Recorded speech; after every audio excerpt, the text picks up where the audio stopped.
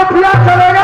हाँ महाराज। तो चलो 10 कार्टून सोफी और 25 लीटर महुआ मीठा को दारू मिलेगा। मगर दारू हमको चाहिए मछिया नेता। किसका दारू? शांति दीदी का। रोज पीते हैं। रे वही कन्ही की बात करते हो। 1 नंबर दारू है। मगर 10,000 नहीं लेंगे हम। हम 5,000 लेंगे। 1 सेकंड। कितना कहा? 5,000। रे हम 10,000 देते हैं। 5,000 बेसी हुआ कि 10,000? सारा बेवकूफ है। 10,000 5,000 से कम नहीं लेंगे। 5,000 से कम नहीं। 10,000 पैसे से 5,000। 5,000 बेसी हो चुकी। चलो 5,000 मिला जाएगा। देख रही जैसे रामायण में गोस्वामी तुलसीदास प्रश्न लिख दिए हैं कि जो नहीं डरा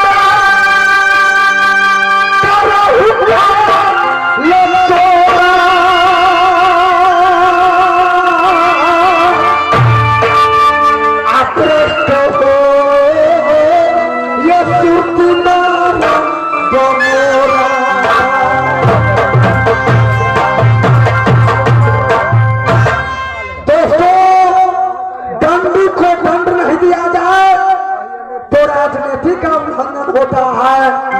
मनुष्य को सबसे महान प्रिय पिता, माँ, परिवार और बेटा, 4 अस्त्र हर मनुष्य को बहुत प्रसिद्ध होता है। लेकिन रामायण बतलाते हैं पिता गलत क्यों न करे, माता गलत क्यों न करे, परिवार और बेटा गलत क्यों न करे।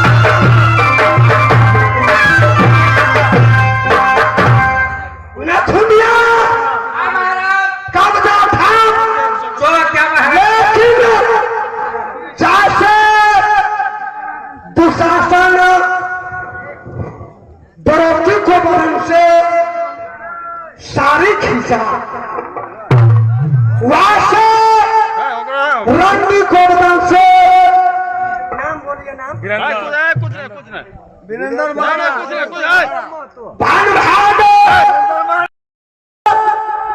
मोहब्बत से रंडी को निकाल देंगे। रंडी चले जाएगी या सारी मेरे भाभी सोने पहलेगी। दारू पी लेंगे, भाभी जी को फोन पर जाकर भाभी जी पंखा डोलाएगी, मैं ऐसे सो जाऊंगा।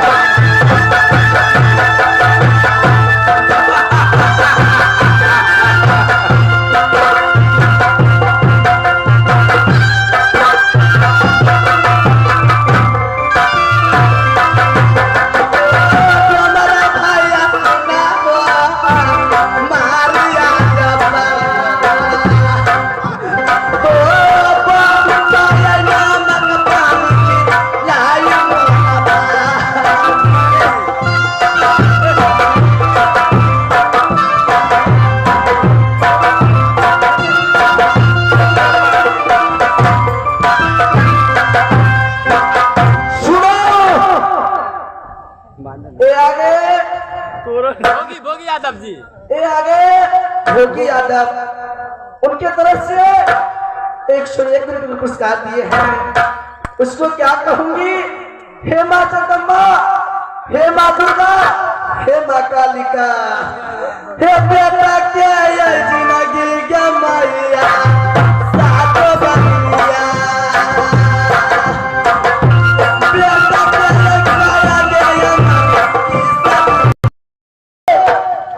मांग चांग कर लाओ, एक खांसी का दाम उपस्थित करो। उसके बाद मैं जान बकस दूंगा।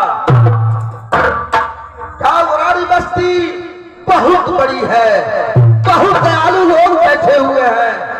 जाओ आग चांद करे पूरे 10 किलो खर्चे का पैसा लाओ तो तुम्हारी जान बकस दूंगा। नहीं तो याद रख नथुनिया बदला नहीं गया है।